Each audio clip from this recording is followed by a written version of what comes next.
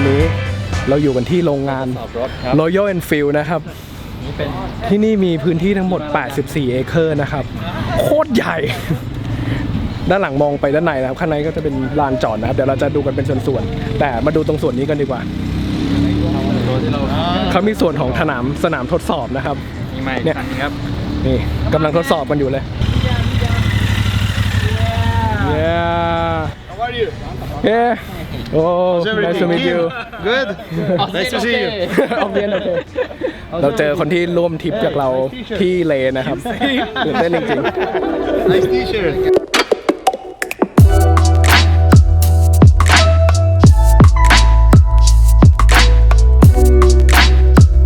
ในส่วนของ Assembly Line ในร้านนี้นะครับจริงๆแล้วเนี่ยไม่สามารถบันทึกภาพใดๆทั้งสิ้นนะครับแต่วันนี้สิทธิพิเศษสำหรับเราจริงสามารถถ่ายมาให้ทุกคนชมได้นะครับแมชชีนเยอะมากๆด้านหลังนะครับเดี๋ยวเราไปชมกัน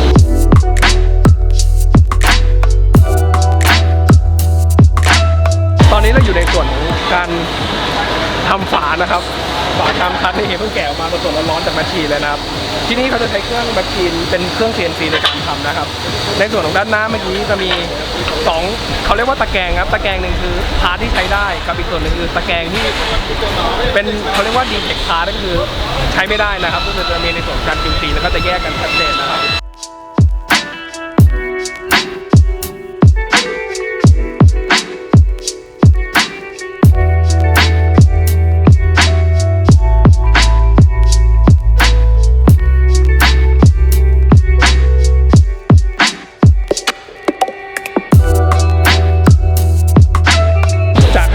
นะครับเราเดินเข้ามาชั้น2เนี่ย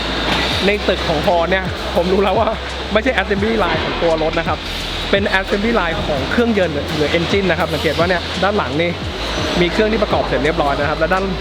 อีกฝั่งหนึ่งตรงนี้จะเป็นลายผลิตของเครื่องยนต์เลยนะครับมันจะมีพวกเฟืองเกียร์มีเครื่องมีฝาวาล์วที่เมื่อกี้เราเห็นเขาผลิตกันนะครับบางส่วนเดี๋ยวจะเดินดูรอบๆก่อนแต่ลายนี้เป็นลายของการผลิตเครื่องยนต์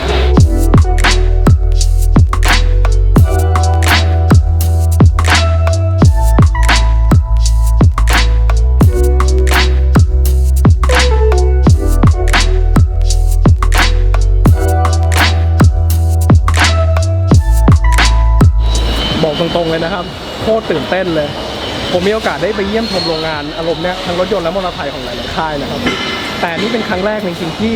ได้เห็นลายผลิตหรือลายประกอบของเครื่องยนต์นะครับปกติจะไปดูแต่ลายประกอบที่มันเป็นรถยนต์แล้วค่อยเอาเครื่องจับเข้าเฟรมเป็นสเตชันไปเรื่อยๆนะครับแต่นี่คือลายประกอบเครื่องยนต์เลย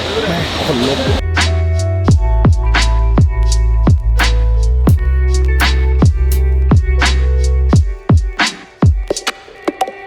ในส่วนนี้โคตรเจ๋งเลยนะครับปกติวาล์วผมจะเห็นใส่แบบเป็นมือมันนวดนะแต่เนี่ย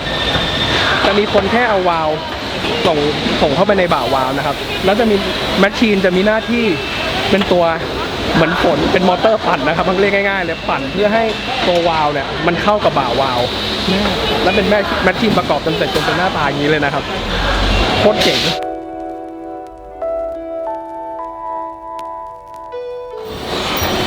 ในส่วนนี้ก็จะเป็นส่วนของประกอบชุดด้านบนนะครับใส่พวกกระเดื่องวาล์วใส่เลยสังเกตว่าจะเป็นคนเนี่ยแล้วก็เป็นแมชชีนลากออกมาเพื่อขันน็อตนะครับ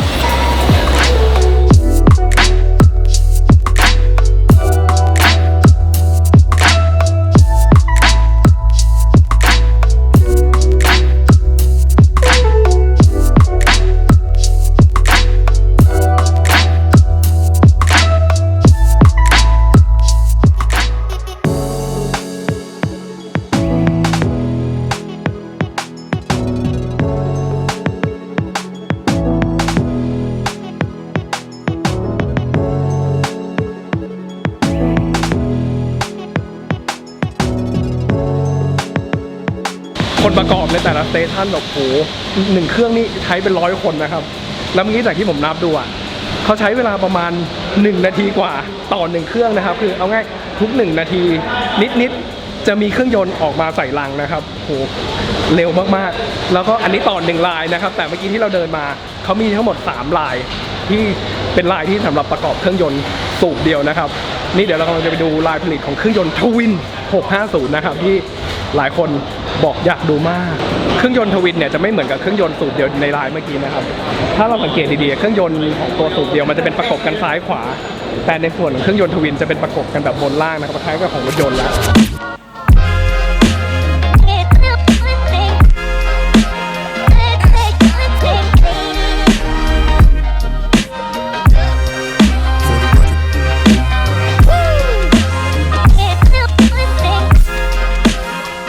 เมื่อกี้ถามถึงนะครับว่าคนที่จะมาเป็นอยู่ในลายผลิตได้เนี่ยใครก็ได้เลยหรือเปล่าเขาบอกว่าจะต้องมีการเทรนนะครับอย่างน้อย6เดือนอยู่ที่สกิลเลเวลของแต่ละคนนะครับเพราะว่าเมื่อกี้อย่างที่สังเกตเนี่ยจะมีตั้งแต่การตั้งวาล์วสอดฟิลเลอร์ต้องมีความรู้พื้นฐานบ้างเล็กน้อยนะครับแต่เขาบอกใช้เวลาต่อคนประมาณ6เดือนเลยแล้วก็ใครผ่านเนี่ยก็ถึงจะมาอยู่ในลายของ Assembly ได้นะครับในแต่ละคนสุดยอดจริง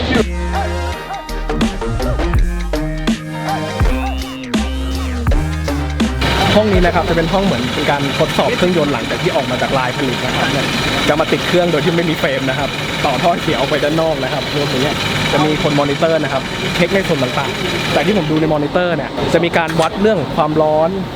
วัดรอบเครื่องแล้วก็รอบเครื่องที่วัดทั้งซ้ายและขวาความบาลานซ์รอบเครื่องนะครับรวมถึงความเร็วในแต่ละเกียร์คือจะทดสอบในระบบต่างๆว่าเครื่องนี้มันต้องสมบูรณ์ผ่าน QC ด้วยมันนะครับถึงจะเอาไปยัดเข้ารถอีกทีหนึ่งนะครับเป็นห้องที่อลังการมาก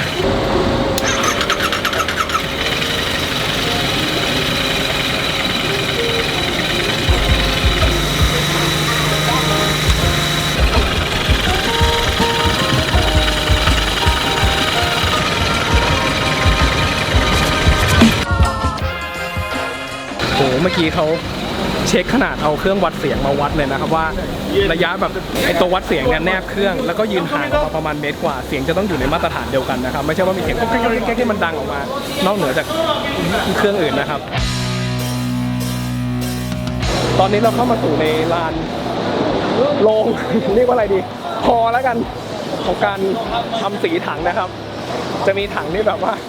ชุดสีมากมายวางอยู่นะครับแล้วในนี้จะได้กลิ่นสีแรงเลยรู้เลยว่าเป็นห้องทำสีนะครับเดี๋ยวเราไปชมกันโหโคตรไม่น่าเชื่อโอเคชุดสีดำนี่คือพ่นออกมาจากเครื่องจากตู้นะครับแต่การตัดลายที่เห็นเป็นเส้นสีทองเนี่ยเป็นเขาเรียกว่าแฮนด์เมดทำด้วยแบบตัดด้วยมือนะครับค่อยๆแล้วก็จากที่ผมดูเนี่ยไม่ได้มีมาร์กิ้งไม่มีอะไรด้วยนะครับแล้วเป๊ะมากแต่ละถังคือแบบอารมณ์เนี่ยผมเคยเห็นในวิดีโอไม่เชื่อว่าจะเป็นของจริงแต่ตอนนี้มาเห็นกับตาตัวเองแล้วว่าเขาตัดลายด้วยมือจริงๆ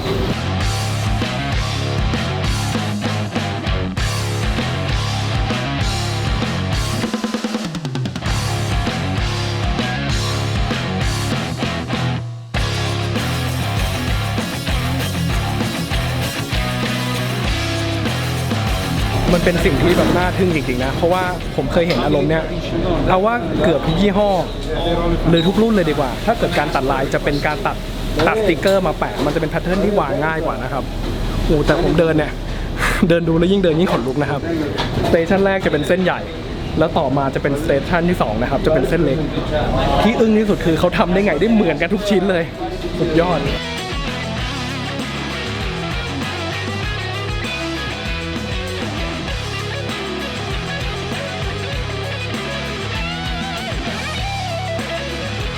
หลังจากที่ตัดลายกันเสร็จนะครับห้องนี้จะเป็นห้องที่เหมือนจะเคลือบเคลียร์ทับในตัวส่วนที่ตัดลายคือมันก็คือเคลือบแลกเกอร์แหละเป็นสเตชันต่อๆไปนะครับ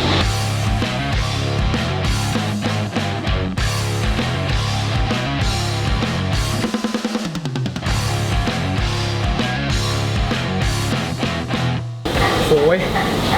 โคตรน่าทึ่งอ่ะเขาเคลือบเคลียร์ด้วยโรบอทนะครับเคลือบแลกเกอร์ด้วยโรบอทผมนึกว่าจะใช้คนในการพ่นนะ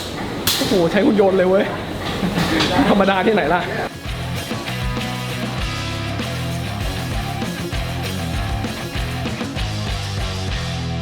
เมื่อกี้เราอยู่ในส่วนของลายผลิตเครื่องยนต์นะครับตอนนี้เรามาอีกคอหนึ่งเป็นส่วนของลายผลิตของตัวประกอบรถละ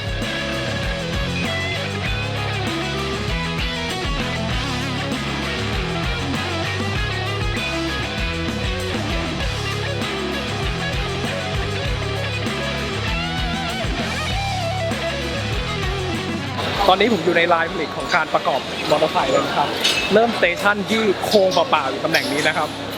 แล้วก็ ค่อยๆเข้าลายไปเรื่อยๆนะครับเนี่ยเริ่มจากการใส่แผงคอแล้วก็ตรงในส่วนนี้ยังไม่ใส่เครื่องนะแต่สเตชันต่อไปเนี่ยก็จะเริ่มใส่เครื่องละ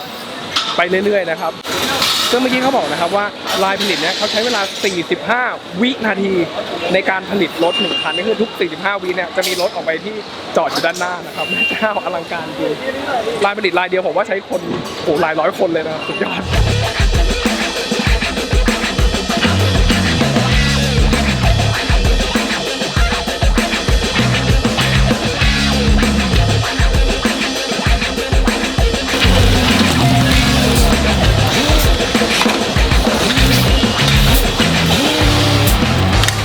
คนไม่น่าเชื่อเลยนะครับไม่น่าเชื่อว่าผมจะได้มายืนอยู่ในเส้นเหลืองนะครับอันนี้คือเขาอนุญาตให้เราเข้ามาในลายผลิตนะครับมาถ่ายทำได้เต็มที่เลยโอ้โหใกล้ชิดลายผลิตแบบสุดยอดอย่างที่ผมเคยบอกนะครับผมเคยมีโอกาสได้ไปโรงงานอารมณ์เนี่ยบ่อยครั้งนะครับแต่ไม่เคยมีโรงงานไหนที่ผมก็มาเหยียบได้อย่างนี้เลย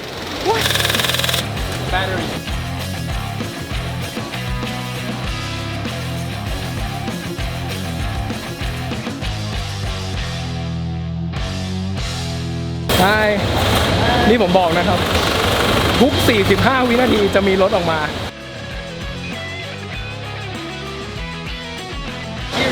จากลายผลิตข้างหลังนี้นะครับออกมาที่ผมบอกทุก45วิเนี่ยเสร็จแล้วเขาจะส่งมาที่สเตชันต่อไปนะครับเป็นการเช็คเหมือนกระฐานล้อนะครับเนี่ยเป็นแมชชีนในการตรวจจับนะครับว่าล้อหน้าล้อหลังตรงกันดีหรือเปล่านะครับคือค่อนข้างจะสุดยอดจริงๆ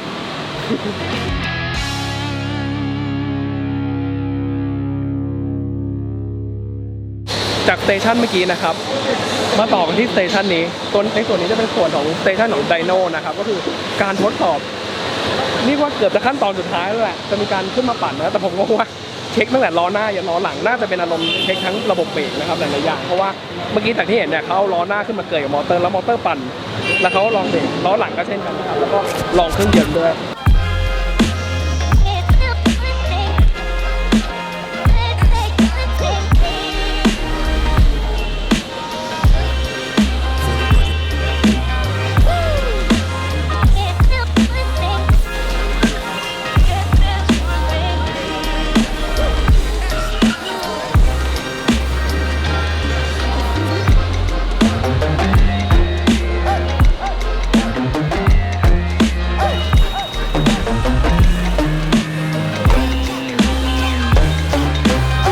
ในส่วนของลายผลิตเมื่อกี้นะครับก็จะแยกกันระหว่างตัวสูบเดียวกับตัวทวินนะครับอันนี้ก็จะเป็นอารมณ์คล้ายๆกันคือสเตชันสุดท้ายละไดโนเทสนะครับข้างหลังนี่คือกำลังเทสในตัวของตัว Continental GT 50นะครับอยากขึ้นไดโนเช็คเรื่องเบรกเช็คเรื่องกำลังหลายๆอย่างนะครับ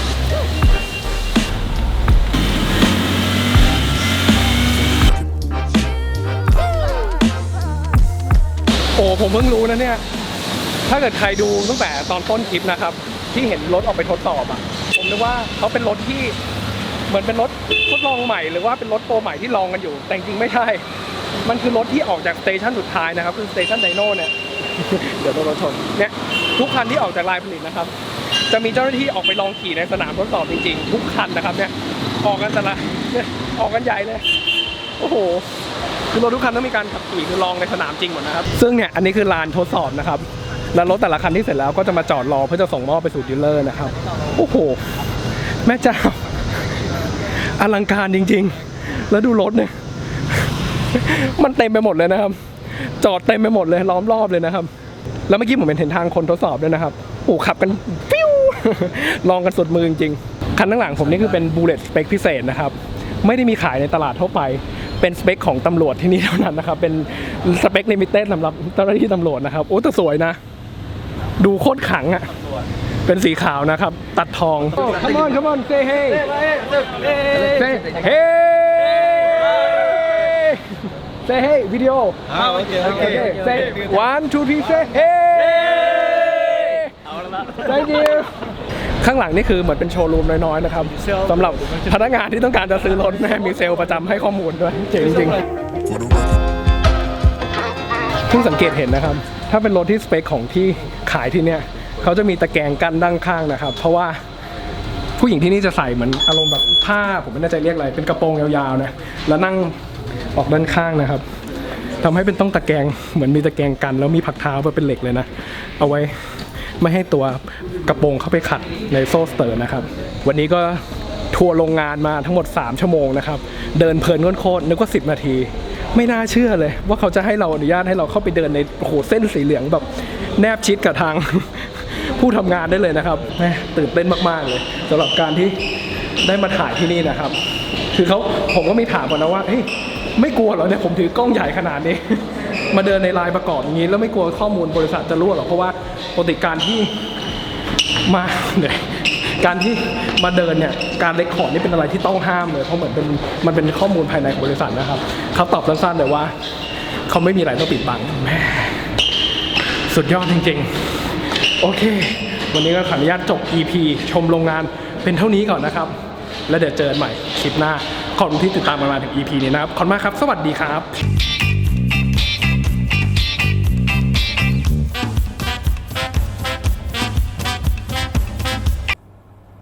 ตอนนี้เราอยู่ในห้องประชุมที่ Royal Enfield นะครับกับสื่อทั่วโลกมีผมกับคุณเน็กเป็นคนไทยนะครับครับ แล้วก็มีอินโดนีเซียมีฟิลิปปินส์นะครับแล้วก็มีจากเกาหลีใต้นะครับเดี๋ยวเรามาอะไรดีวะ